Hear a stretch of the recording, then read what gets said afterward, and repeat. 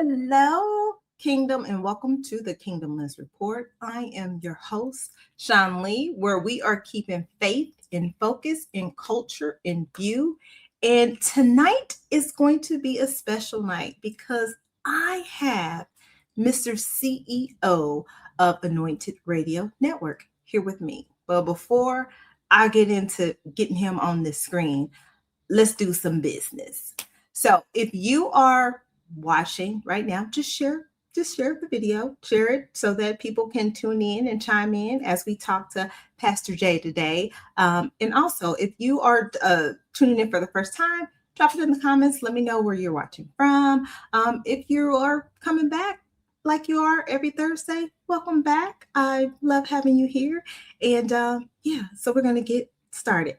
So the Anointed Radio family, we are growing. And so I need you guys to do me a huge favor. On Mondays, I need you to tune in to Keisha. She's on The Mind of Her, 6:30 Central Standard Time. Tuesday, turn into my girl, The Fire Show with Yielded at 6 p.m. Central Standard Time. That's Yielded, Lorenzo, and Cousin Al. Wednesdays, the Anointed Radio Show at 7 p.m. Central Standard Time. That's almost past my bedtime. That's with Pastor Jay, Carlos, and Keisha. And then again, Thursday with me, the Kingdom Lens Report at 7 p.m. Central Standard Time. Yeah, so go ahead and follow us on all the social medias, on the YouTubes. Join in because, we got you covered for your daily dose of faith, encouragement, and laughter. We got you covered. So now it's time to get focused. This show is about purpose-driven, and I feel like this was a good chance to bring on this gentleman on the show. He's going to be my first gentleman on the show, and I think that makes him, the first gentleman on the show, and that makes it a big deal. He just had a birthday. He is an educator, so he's super awesome. I have a soft spot for teachers, so he's an educator. He's a pastor. He's an artist. He's an artist, a director. He's the CEO of Anointed Radio. What else can I say about an author? He's written a book, so we're going to talk about that book too. I feel like I'm leaving out something. And he's an actor. Like he's been in a movie and stuff. So he just be doing too much, it seems like to me. But hey, we listen and we don't judge. Anywho, so we're going to have him here, and it's all about purpose driven. I'm going to tap in with him to see what he got going on, what's his purpose, and why is he so driven. But before I do that, I want to apologize to everyone who tuned in last week. And as you know, August is Black Business Month. And I listed some Black businesses last week, and I forgot to go back to the chat after I asked you guys to list some Black businesses, and I am so sorry. So I want to take a moment because I was in the flow. So I want to take a moment. First, I want to apologize, but I do want to acknowledge your comments. I did go back, so I'm going to list those businesses now. Boneheads Barbecue, they're in St. Louis. Tamara Duh, and that's a clothing line in DC. Two gentlemen in DC. Juice Extraction, they're in DC. Coco Teak, like boutique, but cocotique. Okay. They are in New York. Carib Brew. So like Caribbean and brew put together. Carib Brew. So cute. Okay. And then Basilia. Basilia. Basilia. Natural Sister Products. Butter by Cara.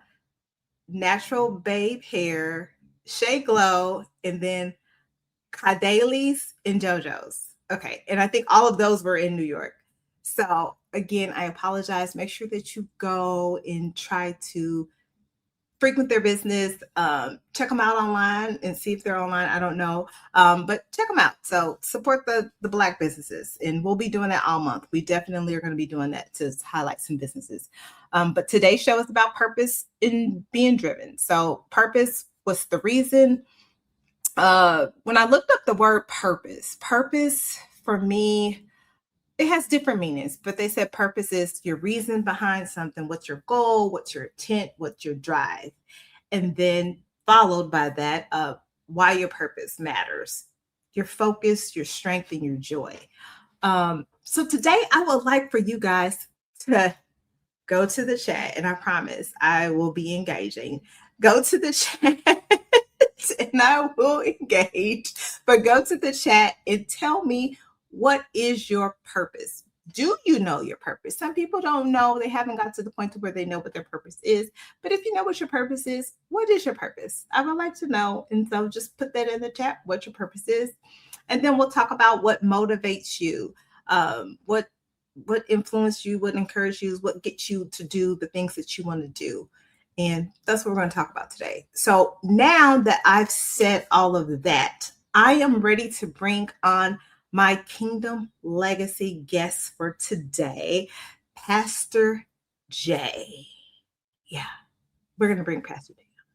Hi. Hi. NT there. Hello, Pastor Jay. Welcome. How you doing? Welcome. It's so lovely to have you. You're the first guy on my show. Come on, that's the first guy on the show. On Monday, I was the first guy. I'm the first guy on this show. That's what I'm talking about. That's a blessing and an honor. Give all respects to the pastor and the first lady of this ministry, and Jesus, the head of my life.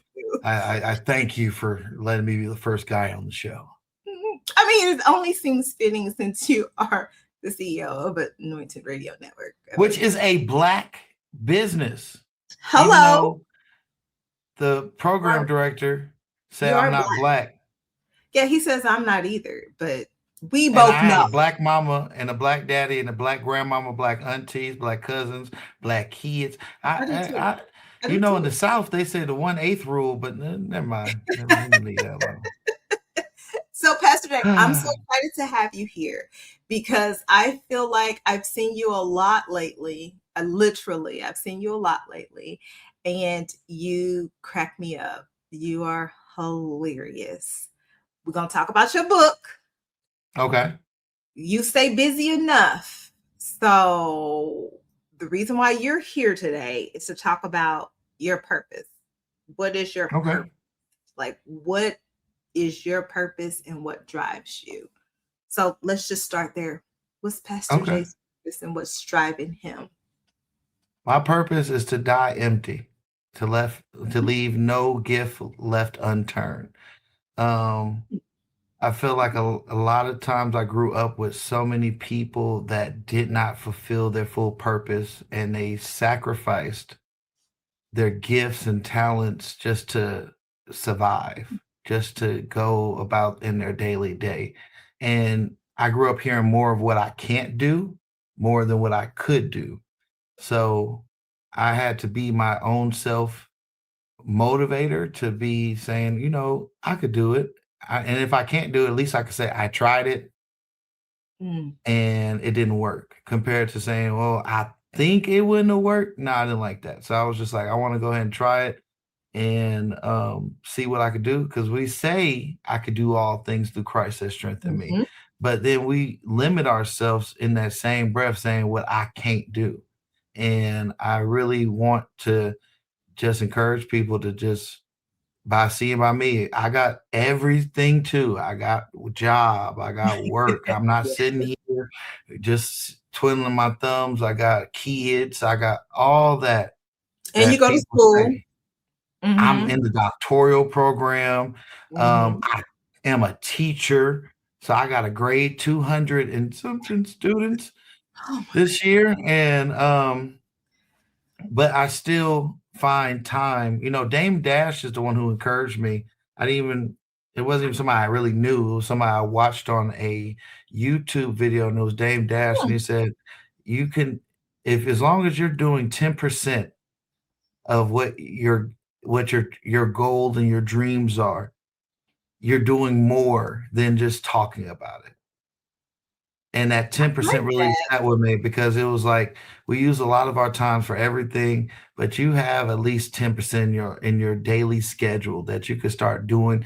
Write that book, start the school, um, do the That is so clothing true. line, make the song. It don't take all day, all night for you to do it. And then when you finally get to a point where your dreams take more time than what your actual day to day is, then your dreams are now supplying what you are actually trying to do. And then you be able to do it from there.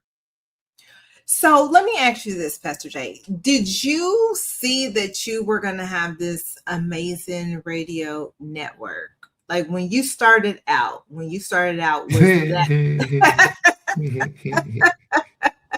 when you started out?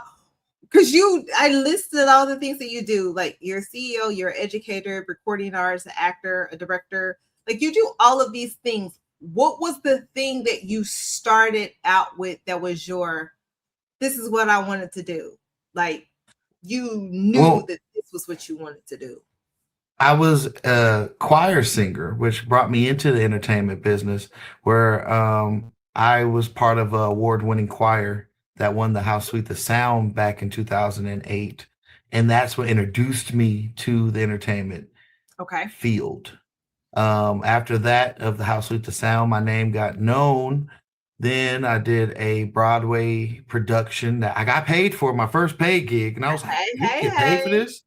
And I was the scarecrow of The Wiz, and we had the mayor of Richmond, California, come out to it, You did and the it was a Wiz? yeah, I played the scarecrow. You did? You played Michael Jackson? You hear me? You played Michael Jackson? I played the scarecrow. I played my version of Michael Jackson's role, but yes, I did that production.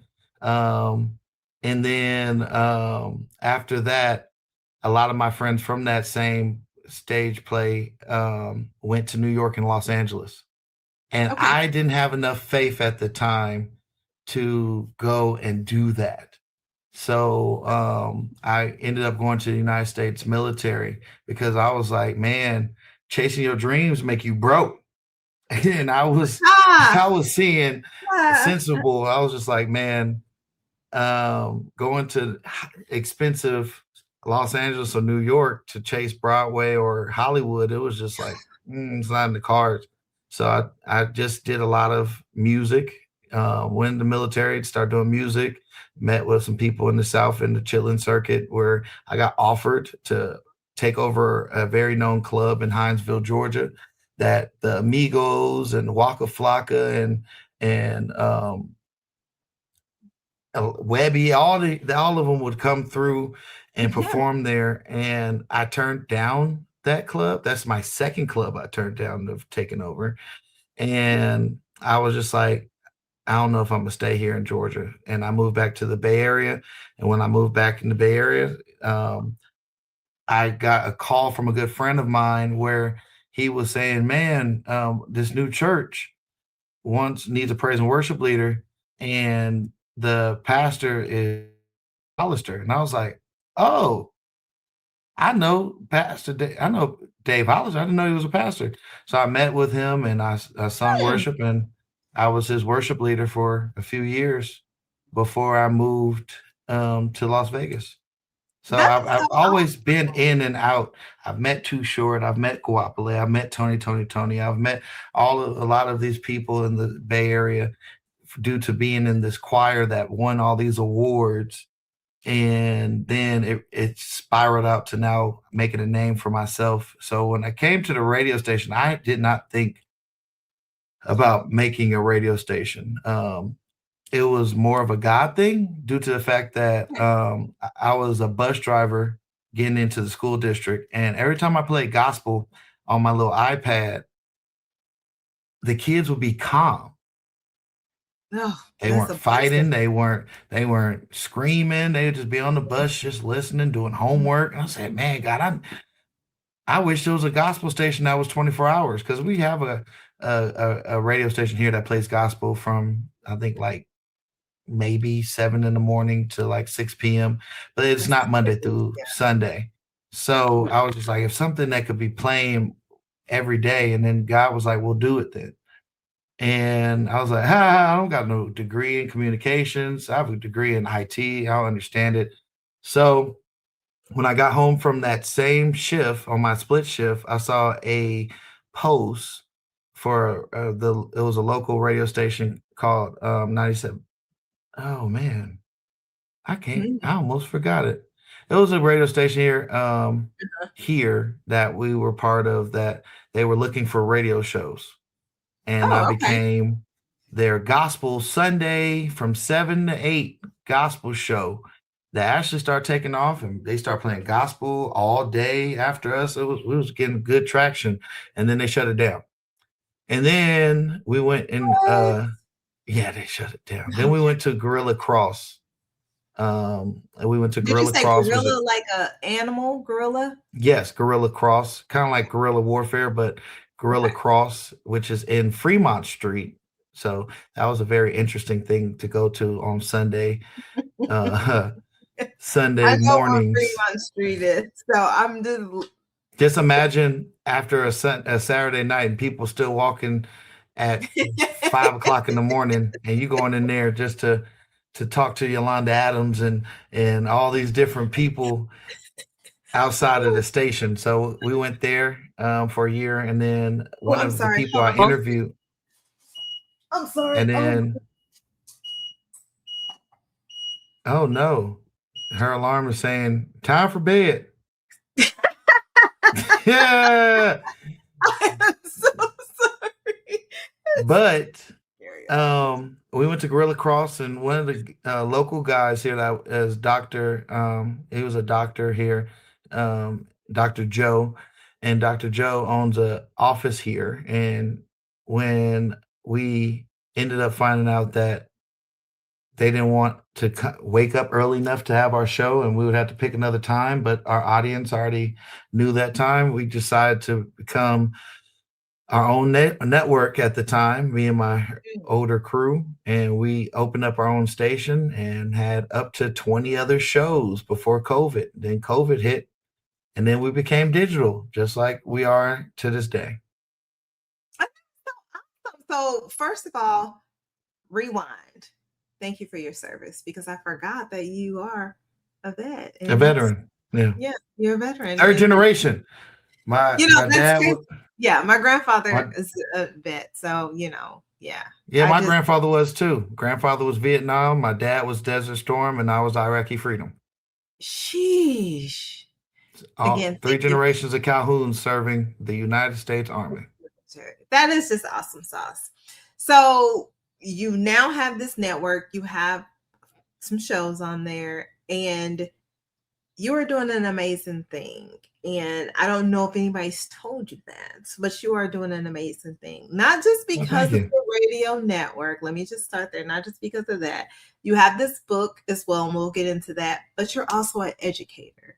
And I have a soft spot in my heart for educators, because I believe that there are amazing teachers. And I literally had amazing teachers.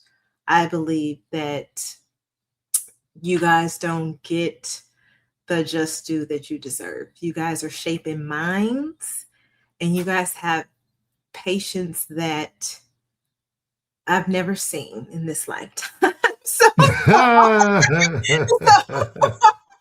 let me say that so far. But it's like, I commend you for all of the things that you do, in addition to being a husband and a dad. So you're that too. Like you got to go to your kids at school too and do their programs and sports and things too. And that takes a lot. That takes a lot. So I am just glad that you were able to be here today and be the first guy, because you do a lot of important things. And I think that that's something that we need to see a lot of. That's just very encouraging. Yeah. And it needs to be more representation that we could do great things, because there's a lot of people that don't think that we do enough. Yeah. And just being in those places, being at those tables, being at a situation where you could look back and be like, oh man, there we were there. Yeah. We do more than what we look like. Because from a normal standpoint, most people will probably look at me. I told my students today, I might look ghetto, might act a little ignorant, but I could tell you I'm very educated, so don't play with my common sense. So the thing is, I think Oh, that a lot of times we have to get to a point in different spaces where we could show what greatness that we can do, instead of yeah. the negative connotations that we always get perceived as. So and I think that's another thing that I've kind of always been, that out of the box preacher, because I started preaching in 2013. And when my grandmother passed after I started preaching, I was just like, man, that's a horrible way to start. And I was like, oh no. And but ever since then I always wanted to be a minister that helps people find Jesus and not end up short changing them, where it gets to the part where, Yeah. yeah, you can speak the word, but I want you to know how you can see the word for yourself, how you can be able to better yourself, how you can be able to be purpose driven.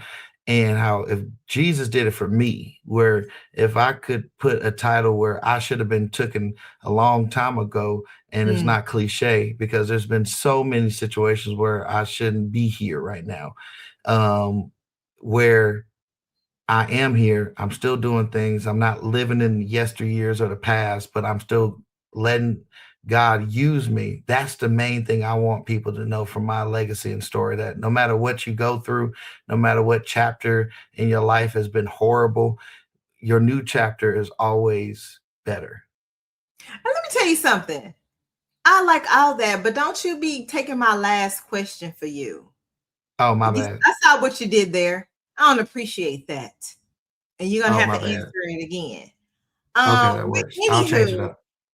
but anywho, I also want you to know that I see you, because you came on to this show and you showed up in your t-shirt with your hat and your chain and you showing them tattoos, right? Because that's just Oh, I got you being 16 your, of them. I'm I know never been that's what I'm ashamed saying, of it. but that's you being your authentic self. In that I've always felt like people can relate to people, not only when you do the word or when you can spit the word at somebody, but they can relate to a person that looks like them and can Right. actually apply the word to their life and are interested in, can engage into their story. And I feel like when I have listened to you speak on numerous occasions, you can tell that you really care about making sure that people, I don't want to say it's the whole cliche come as you are, but you want them to, you want to give them the word, you want them to be able to relate it to what, related to whatever message that you're giving, but you give it in a way that doesn't make them feel less than, if that makes sense. Like I have Right. listened to you talk, and there's some humor, there's a lot of relatability, and that always makes me feel comfort. And I just appreciate that, because sometimes I feel like people throw the Bible at you and verses at you and without any context. And it's just kind of like, okay. And then they tell you to pray about it. And then they send you on your way. And then that doesn't get anybody any closer to where I feel like they should be. And I feel like you don't do that.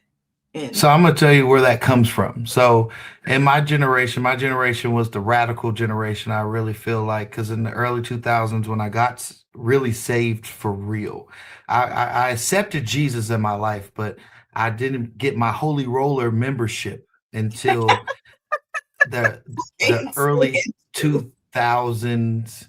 It was about maybe I would say 2005 when I got invited to a Bible study that my best friend told me about, that his mom and family went to, because my family didn't go to church. So I was just like, oh, it's he got me because of pizza. He was like, oh, they got pizza and they be giving you pizza and stuff. And I was like, see preachers out there. It was little things that got me saved. It was pizza. I got pizza. to Bible study because they was giving out free pizza. I was like, you know what? I like free and I like pizza. Let me go ahead and go to this Bible study. And what I liked about my old pastor, Pastor Babatunde Anadeli, is that he was the assistant pastor at the time, and he had all the youth, and he didn't shy away from questions. It was the first time I ever in my life, and I've been to different churches with grandma, aunties, and all, where a young person could come up to him and talk about whatever, and he was able to give you the tools to walk away and think about how Mm, you can apply it to your Christian walk. You could talk about, like, because I would ask, I'm the radical one. So from what y'all say, I should be going to hell with gasoline draws on.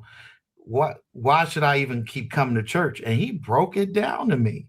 And mm, mostly was saying that nobody has a heaven or hell to put you in but God. And God knows your heart. Despite of all the things that your mouth say, what your presence might look like, if God knows your heart and knows that there could be a change in it, he's never going to give up on you like how people give up on you. He's going to be there till you finally get to that point in that road where you finally say, you know what? I will serve the Lord. Because at the end of the day, that's what the parable was about with the prodigal son, which I've been called so many times because I've ran from the church so many times. And the prodigal son wasn't about just showing somebody to just say, oh, I'm disrespectful. I don't care about your dad. I want my money. I want to go to Vegas. I want to spend it up and just do whatever and then come back after I'm broke. It was mostly saying that no matter how much you run from God, God is always in that roadway waiting for you to come back. And he's mm, still going to bless you and still treat you like his son and daughter. And he's going to dress you in the finest things, no matter how mm, disrespectful, no matter how mm, bad you went out, no matter how much you gossiped, no how much you lied, no matter how much you did all these things. He's mm. still going to be there once you decide in your right mind that God had it better for you than what you had for yourself. Lean not to your own understanding. So Amen. when it comes down to it, it got me as a teenager outside of the pizza, and then all of the yays and the nays and the nay nays and all the stuff that in the old King James Bible, he was breaking it down and told me something that really gave me the fundamentals of learning about the Bible, because I would hear preachers before his Bible study, and it would literally be Spanish, French. I don't know Mm. what you're talking about, and until you go, and Jesus, and then I'm like, all right, so it's over. So whatever you're talking about, and now it's over. It's done. Okay, Okay, but so I I was want to add this part because this okay. is the tool that I want people to know. He Okay. mostly told me, go get a children's Bible. Don't be Oh, so ornery, and get your King James Bible and cross reference. So if you don't understand something, go get a children's Bible, which they have. And I did it. I'm not going to tell you something I never did. I got a children's Bible and I got the regular King James Bible, and I had both of them open on the same chapter. And every time I got to this part, I don't understand what that means. And I would go to the children's Bible and it would break it down Barney style. That's where my preaching style comes from. Because when I come down, a lot of people don't don't know because they're like, oh, I don't want to know. It's just sometimes we've been thinking that everybody is on the same level. Everybody's not on the same learning level. in education, no, everybody's not even on the same learning level. Yeah. So in learning the Bible, you have to understand, you got to break stuff down and put it in simpler words so that you can understand what you're reading. Because the only way that you could apply anything is if you understand it. But if you don't understand it, then you're going to sit there and shoot and miss every time. And I love that you said that, because I never would have thought about that, because you teach it to kids and there is a kid's version of the Bible.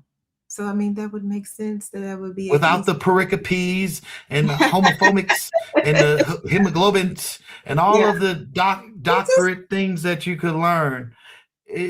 Sometimes for somebody that needs just to know the foundations, like how I was at that time, you need it put in plain words. Then you can grow.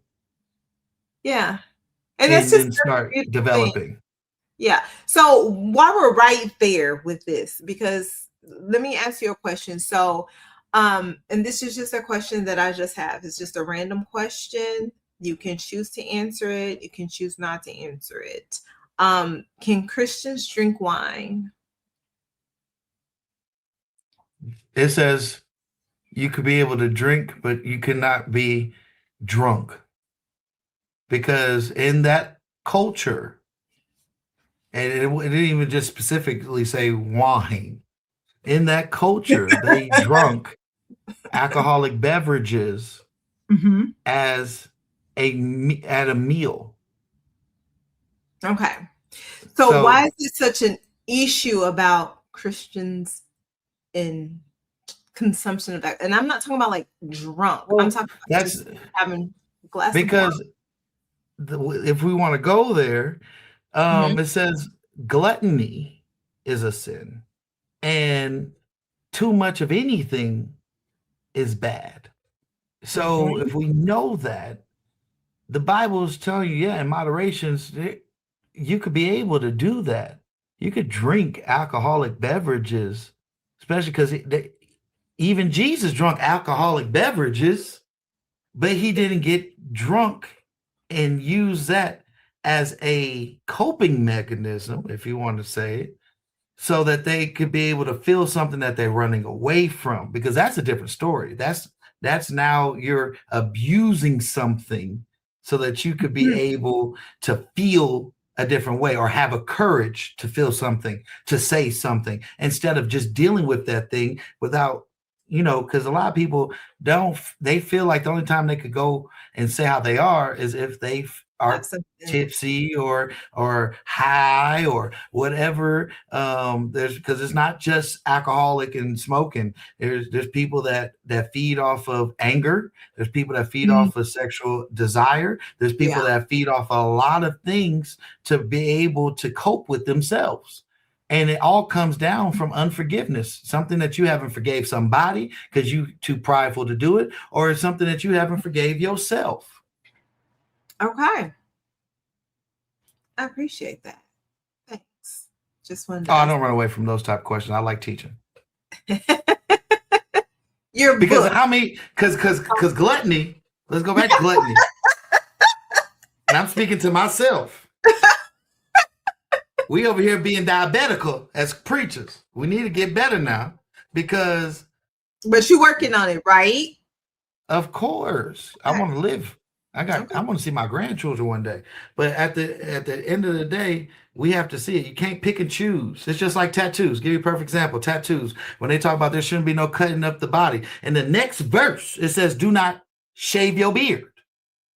And what they were talking about in the next verse, the exact next verse, do not shave your beard, is after the very famous do not mark your body. And then what they were talking about is in that time in Old Testament, before Jesus paid it all, they were talking about do not look like the people of the pagans because you're the children of God.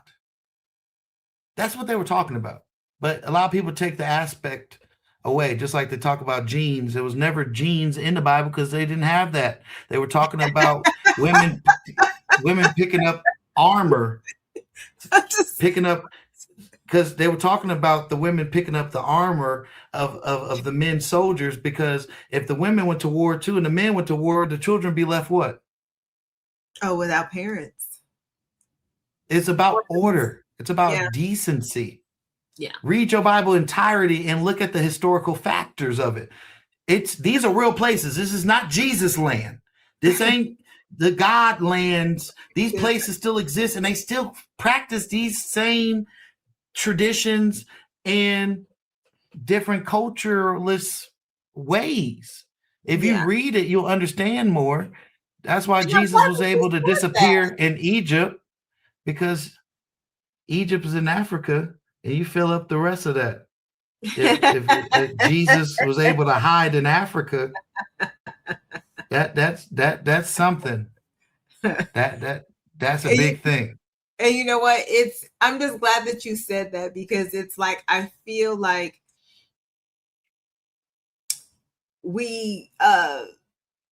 I know that we take certain parts of the Bible, because my dad used to do this all the time: honor thy mother and father. Oh, I hate that verse. I hate it with a passion. I've heard that all my life from unsaved people. I cannot. Oh my goodness. And it's always when he is saying something that could be like just being mean, and then I challenge him, and then that's when he wants to say that, and I'm like, no, that's not how that works. You don't get to just use that and then think that you can just say whatever you want and just be mean. And, and I just like, it's not the whole thing. And then it's like, you don't get to say what you want to say, and then I'm just supposed to be whatever you want me to be. It just doesn't work that way. But it's like, so I got to add on to that, because I heard that from my parents that never went to church. They know it. And I was a teenager, and when you know the word for yourself, you do better. You understand it, and you could be able to correct things with love. One thing that I realize is that next verse, which a lot of people don't probably even know, the next verse that says, do not lead your child to anger, is because you're supposed to lead as a Christian first with compassion, but with principle. Compassion is showing that I love you enough to correct you. Like grandmama would say, I love you too much to let you get away with it. I'm correcting you so that you don't have to go through your life ignorant and thinking that this is okay, so that you don't go through any struggles. But you lead with compassion to show that you actually care. You're not just doing this because you're having a bad day. You're not just doing this because you're actually being mean-spirited. You're doing this because, yes, I love you enough to actually say something. I love you enough to actually correct your actions, but I'm not here to just pick on you and bully you. I'm doing this so that when I'm not here one day, you can remember how to go about and have a successful, fruitful life. And I love that's what that's supposed to be. And I love that, because that's how my grandmother, she's just amazing. But that's how his mom, that's how she comes off with it. Because when I'll tell her about her son, and she'll be like, he's just not. Because she knows that he's saying that one part, and he's making me angry because he's already done said something that just has infuriated me. And it's just like, you don't get to say that. And especially because, and in parenting, we have to understand, yes, it still do say, and I believe it to this day, spare the rod, you will spoil your child. Because guess what? My grandmother said something to me that was deep. She said, I whoop you out of love. I'm not doing it to hurt you. Somebody else is going to whoop you to hurt you, and they might even kill you. So you have to understand why there is correction. God corrects you not because he hates you. He don't put down a lot of things. I had to change my mindset from, as I'm telling you, growing up as a Tone teenager, listening to Tone Make Me Over Again, and us being radical Christians in the parking lot as teenagers. One thing that we realize is that God didn't put the Bible to dictate. He did it as being a warning and awareness. Because you'll hear like, okay, you shouldn't. Because I always question everything. Like, you shouldn't shack up before getting married. And this God, we're reading the word. God gave me epiphany that it was just like, yeah. Because guess what? You now are becoming one without the actual backing of being one. And I said, what do you mean by that? So you're in a apartment, right? You get an apartment lease in both of y'all name. Y'all break up. Y'all still in that together. And you got to deal with the consequences of things that if that does not work, you still have to deal with the headache compared to if they would have actually, it's very easy to break up with a boyfriend, girlfriend compared to getting a divorce. So it's just like, and on paper, a marriage makes legal standing that this person can do things in your behalf. When you don't have that, you put more headache on you with your financial, with your emotions, with everything that you're dealing with. You just put yourself in a toxic situation when God could say, just avoid all of it until you really know this is real. Second thing is when most people are in of a male and female in close quarters that live together, they're going to want to be married-ish. And if you're in a situationship, you're going to make something that can now make two bloodlines into one. And that's more permanent than any piece of paper. Yes, it is. You can get. Because no matter if you do, let's say, get this divorce, which people be talking about divorce, but how many people you found in the church have been divorced multiple times? But y'all need to start remembering that God gave redemption. Stop penalizing people for not realizing what they were actually looking for when they were trying to get married, or they got married because the church told them to get married. The thing is, that part, when you make a child, and I had to understand the word in the kingdom days. Because if you watch the Game of Thrones and the King movies, they talk about the bastard of the king. What was the bastard of the king? That was a child made from an unwed situation. That if something happened to the king, he would never be king. If something happened to the king, his riches would never go to him. He would get favor while the king is alive. But if he would pass away, only person that would get something would be the kids under a sanctified marriage. That's still to this day that a lot of people don't realize. I am from a unwed situation. My siblings from marriage have more power and say so unless I get power of attorney, which is crazy that I got to get power of attorney for my own parent. If they say pull the plug and I say no, they will trump my vote due to the fact that their parents actually got a legal paper document that shows that they were made for marriage. But nobody thinks about that. Yeah. And you know what? That's so interesting that you say that, because I feel like people don't think about that. Being married and being divorced, but then having Jasmine, and I was never married to her dad. And I just remember thinking about, someone asked me, well, why didn't you give her your last name? My last name, my maiden name was Rodriguez. And so there's like, well, why you didn't give her your last name? I was like, because I gave her dad's last name, because that's the last name that she should have. That's her, that's his, his child. She should have the father's last name. Even though we're not married, I always believed that. But back in the day, that was like when my mom was coming up, that was the thing that was not a thing. Like they didn't. Actually, there's certain places that you got to watch out when it comes down to this. And I'm gonna bring this home. I don't know why I'm on this topic, but obviously somebody needs to hear this. When it comes down to certain states will give your child the married name that you were married to if it's out of wedlock. So even if that's not their father, they will give that name to the child. I know in Virginia they do it. I know in a lot of the first colonies they still do it. So you have to still be careful. It's more than people be like, marriage is just a piece of paper. No, making that baby is more permanent, because when you make the symbolization of marriage, and you come together and you make a promise before God that most people never go back to, because when they have problems in their marriage, they never go back to the person they made the promise to. They just be like, "Ooh, girl, he get on my nerves. Ooh, boy, man, bro, she getting on my nerves," and blah blah blah. But they never go to God, who they actually spent $50,000 at this wedding and gave rings to and did all this stuff and said, "God, I promise to hope and to keep." Most of them don't even remember their vows. So when it comes down to this, when it comes down to your child is now making that symbolization that you said that these two families will come as one, which what the Bible is talking about.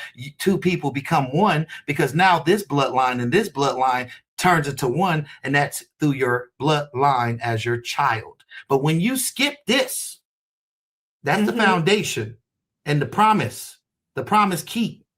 And you just go to this. You made a bloodline with people that you are stuck with for the rest of your life, and that is more permanent than any divorce could be. That means your kids, I know.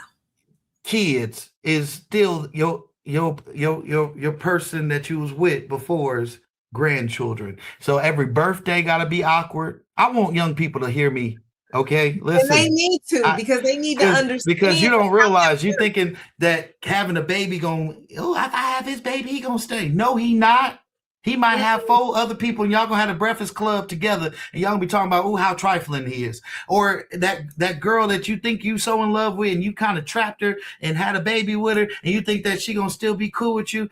Bruh, I'm telling you, young people, if you don't marry, you're making your kids leave with so much stuff, and your legacy of what you build will be detested because you didn't do it in order. And that is so important. And I feel like now, and my daughter, she's just turned 20. I feel like the order is not even being talked about anymore. Well, I'm gonna tell you why. Because when I was younger, it was like that. Now it's just kind of like, why it's not like that? Because now everybody and their mama love to talk about how bad their marriage is. But they don't talk about how horrible their relationship was in the boyfriend-girlfriend market. They don't never talk about how horrible dating was until they found somebody to suffer with, until they found somebody that can actually stick with you in your good and your bad days. So with kids looking at examples, they're looking at, that's toxic. I need me a Birkin. I need me this. And it's not about who you have fun with. It's about who will stick with you through thick and thin, because it's about who will suffer with you, who will go hungry with you, who will build with you, who will really do things. And this kind of alludes into my next book is, So You Think You Want to Get Married, huh? Yep.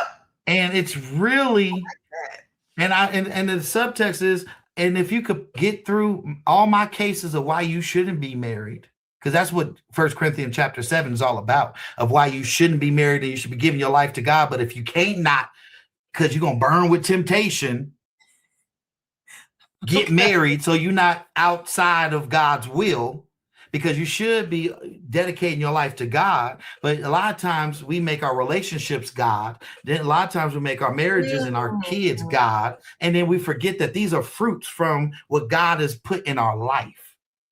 That shouldn't take you away from God. You say, I shouldn't live alone. Yeah, you shouldn't.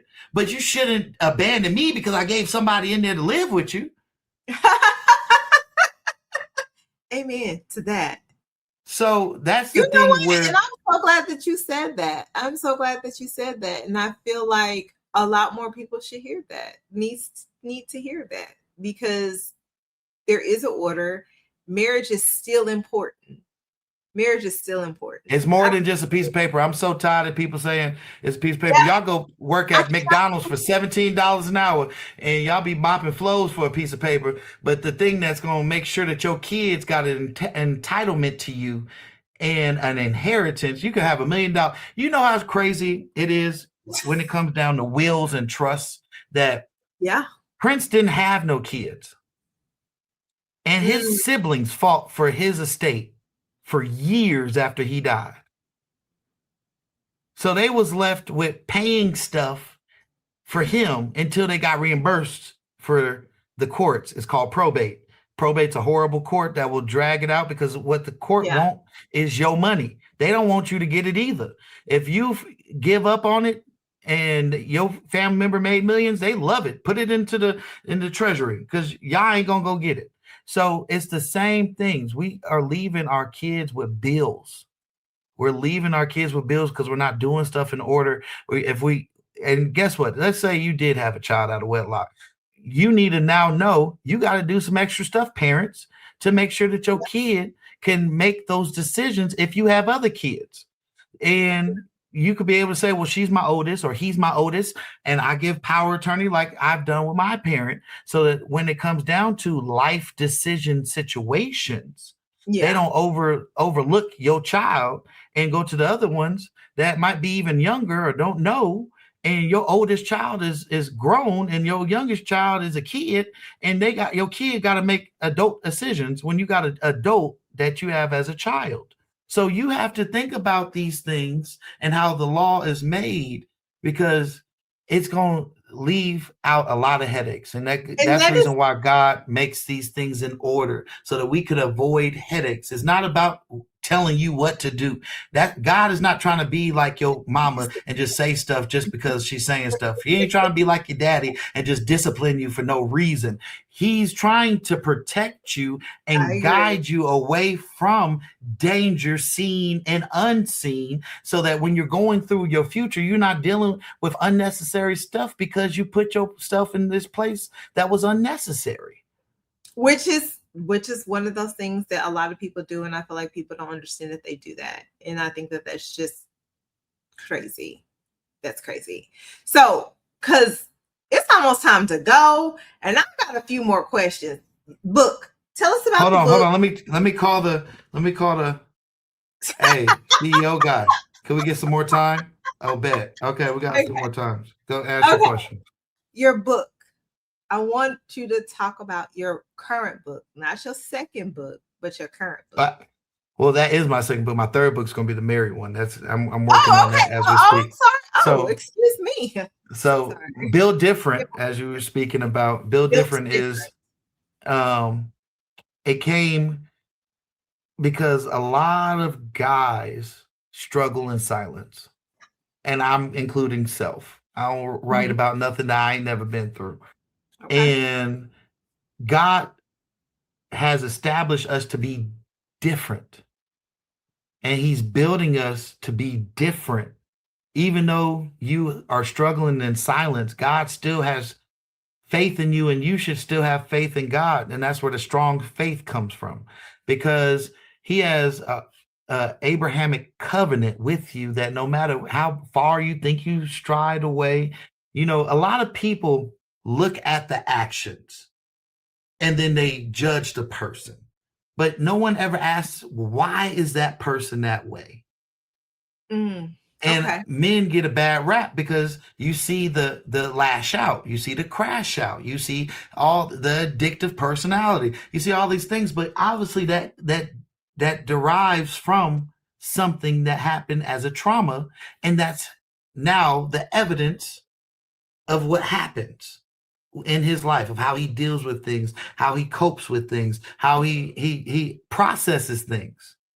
And a lot of times, and I'm going to say it, when you don't have a father present in the home, there's a lot of things you don't know how to navigate as a man, especially if you don't got a man to be able to check you like, hey, bro, you don't do it like that. Nah, you need to do it like this. Because emotional man in today's world is a toxic man, because if a man was raised by a woman, which is his mother, which is emotional, and if we know the mom is emotional, right? Now amplify that into a man. If he did the same thing his mama was doing, that's automatically a threat. That's automatically toxic. That's automatically things when it comes down to it, because you got to look at it like this. She could go and fuss. But if a man's out there fussing, it looks a little dangerous, because you're like, wait a minute, why are you doing this a little bit? And that's the reason why sometimes a man has to be in the household. It's needed, because you have to be able to show your sons how to deal with their emotions and know that their emotions can't control them. Because as a female can get emotional and she cry, but when a male gets emotional and cry, he want to fight. He want to throw hands. It's a different makeup in their mindset of how they feel. It's not just a cry, because most men feel hurt. When they get hurt, they black out. That anger picks up instead of sadness. That sadness might come after of shame and things that they've been through and what they did, that they was like, man, I don't know how to control my emotions. And most men won't say they don't know how to do it or know how to do the tools. And that's why I made Bill different, because there's so many things in a man's life that he wish he could do better. Even the Bible says it. The things I want to do, I don't do. And the things that I shouldn't do, I do. So in a man's life, there's a lot of things that is of tools of like, yeah, I've been angry. Yeah, if I wanted to go take off on somebody, yeah, I wanted to go and do this and cuss somebody out. But what could I did different so that I could be more productive and find out reason why I feel like this? Because there's a lot of men that's feeling a certain type of way with a chip on their shoulder because they're hurt on the inside and they buried it so much they don't even remember why they mad. Well, let me ask you this, Pastor Jay, because I like what you're saying, and that makes sense to me. But how does one, and I'm not just saying like a woman myself, but how does a person encourages or because I know there are men who don't think that they need to do the work, or they don't want to I always say do the workbook.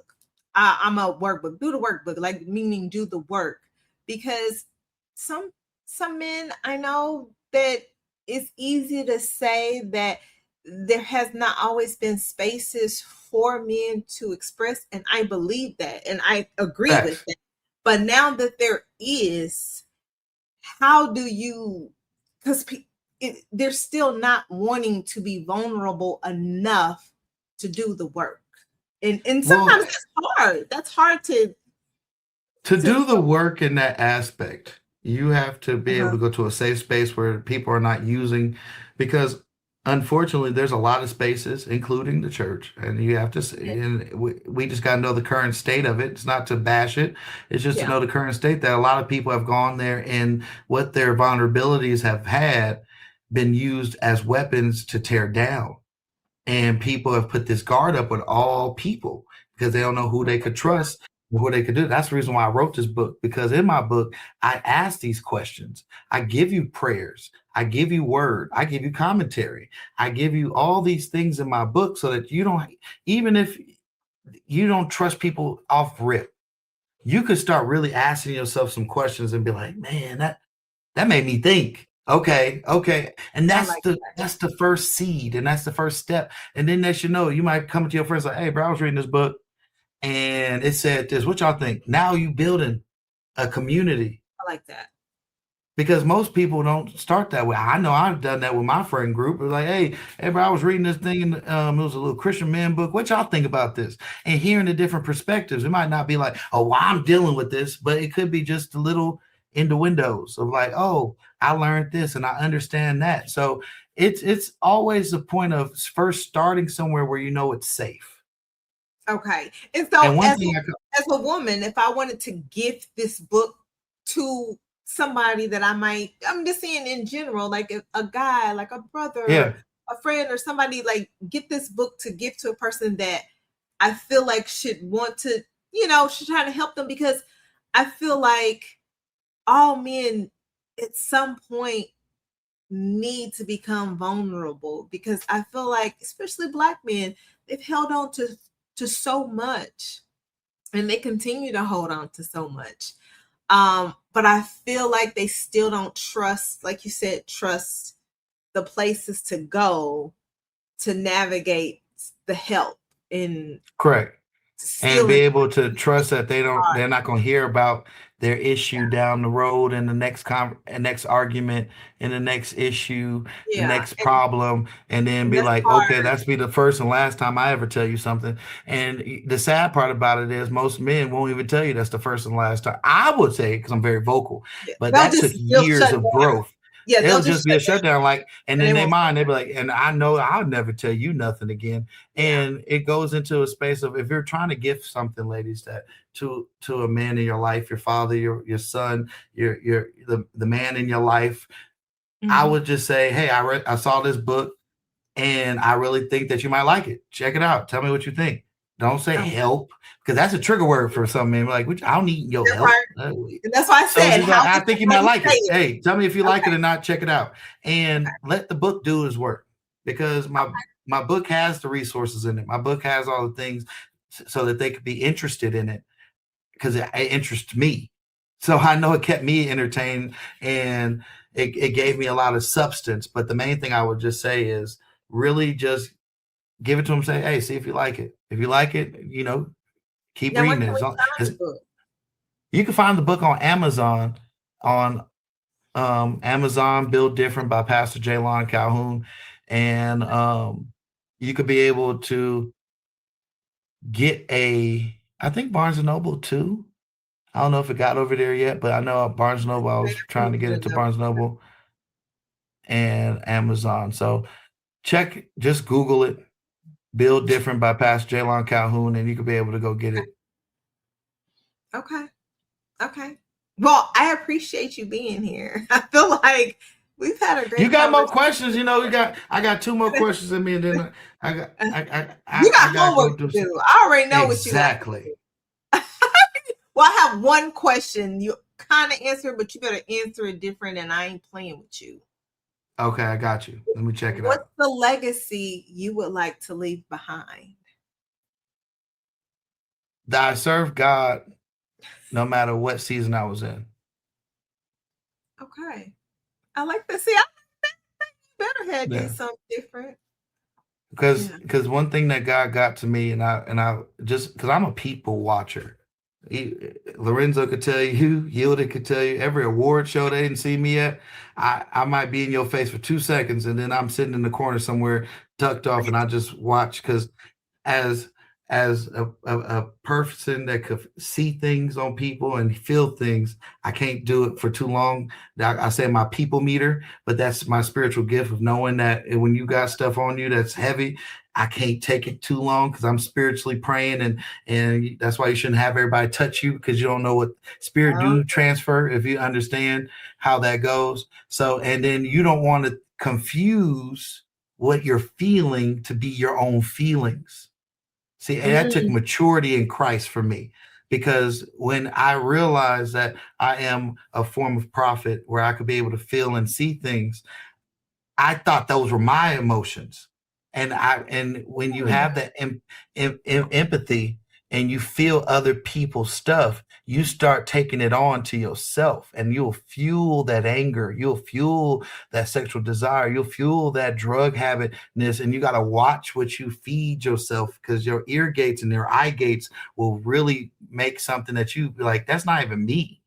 So when it came down to it, I always people watch, and when I realized that me and God have our little conversations, and I was like, man, God, what's up with that? And God said, a lot of people start off good, but they perseverance suffers a lot, where they mm, can't press even if they don't feel like it. They can't press even when they feel like they're defeated. They can't press for me even when they see that I'm still doing for them. They just going through different seasons of hardship. They be saying life be lifing, but it can't be lifing with me in your life. and I will have to agree with you 100%. And I feel like I'm in the season of endurance. He's building my endurance as I'm in that season. And see, endurance builds patience. And I rather talk to God than ask for God to just give me an experience, because God will put you in jail and say you'll learn patience. God put you in the hospital and teach you about healing. God will put you in And some that's what drastic I'm saying. situations so that you He could learn your lesson that you asked for. So be careful of what you because speak, because he'll put you in because that situation if you want it. what I'm feeling like I'm supposed to be getting at, instead of getting me, I don't want to say getting me out of something, but he's providing me with the tools so that I don't go back into it, is what I'm saying, Facts. versus just And taking and me out of it. and And I it's had there's to a learn difference from there. There's a difference there.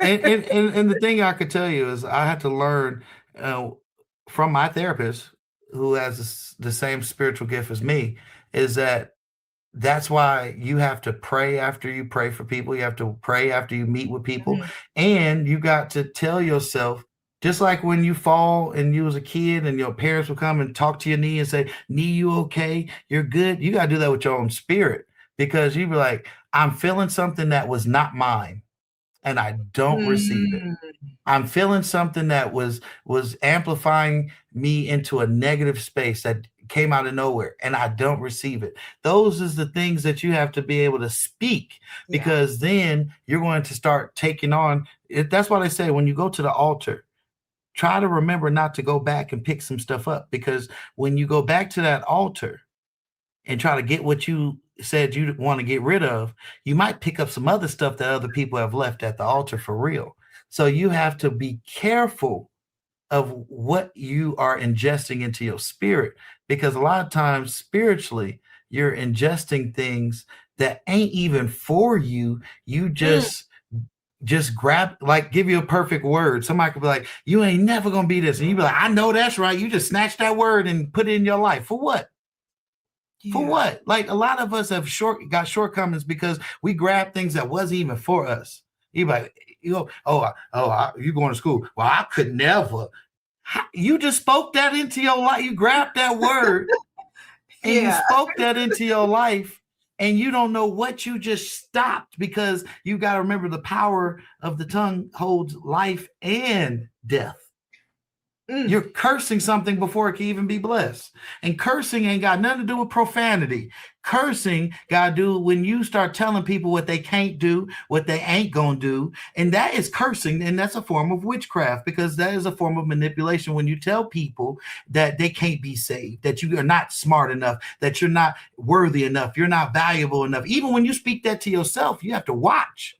If you mm. can't look at yourself in the mirror, that means, and it tells me that you have been speaking death to yourself for a minute, because you Listen, can't even look at your own reflection to know who you are. mm. Now that was a whole entire word, sir. And I Sorry, my bad. Preacher no, hat came on. no. That was good because that was needed. That was right on time. You have no idea. That was right on time. So that was a whole entire word. I appreciate that. Thank you, Pastor Jay. You knew You're what to, welcome. you knew what to say. I always got something to say. Well, thank you for coming to the show. I'm gonna go Thank you ahead. for having me. I know, right? The first guy on the show. Yay. Imagine that. Imagine that. Yay. It's not like I'm like the CEO or the founder of the network that I could just jump in anybody's show. Never. You know what? Whatever. But you just stay right there. Thank you again, Pastor Jay, for coming on. I appreciate your words of wisdom. I appreciate all that you do, being an educator. Thank you for your services. Built Different is out. Go to the Amazons and Yep. maybe Barnes and Noble. Just go to the Amazons for now. And go listen to my music, even though I ain't made no music and I got some coming out. But go listen to my music. So Google him. He's Googleable. I am He's Googleable. I got a lot of stuff on my Google. So I Google got him, some you're gonna Googles. see he's in a movie. He's done a lot of stuff. So I Google got him. IMDb credits.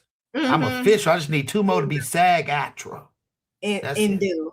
So check him out. But I want to thank everybody for tuning in this Thursday. I appreciate you guys tuning in to the Kingdom Lens Report. Keep tuning in, please, so we can pay the bills. Here, yeah. 7 p.m. Central Standard Time. And next week, it's a free for all. We're still going to be talking about Black business, so just tune in next week. Tune in next week. Actually, in the Black business here in Las Vegas, shout out to Miss Trina Giles, the owner and the first Black woman that opened up the restaurant Grits here in historical Las Vegas, the historical West Side. She opened up the restaurant Grits, and it's phenomenal. They just had tenderism there. Tenderism. Come out there. I'm gonna have to come out there. So yeah, definitely if you're out in the city of Las Vegas, definitely check out Trina Giles with Grits. And there's so many Black businesses like Mary Posa, which Mary Posa is out here. It's a nice lounge that's Black owned. And there's so many Black owned here in Las Vegas. Shout out to all the people that are doing great things here in the city of Las Vegas. Including you, because you got business. Yeah, because including me. Thank you, guys. Follow us all on social media, but follow the Kingdom Lens Report on Instagrams and and Anointed Radio for sure on all social media platforms. Stay and blessed. Podcast platforms. All podcast platforms, because we out here, we everywhere. Stay blessed, stay beautiful, and keep living life in the high resolutions. I am Shawn Lee signing off. God bless you all.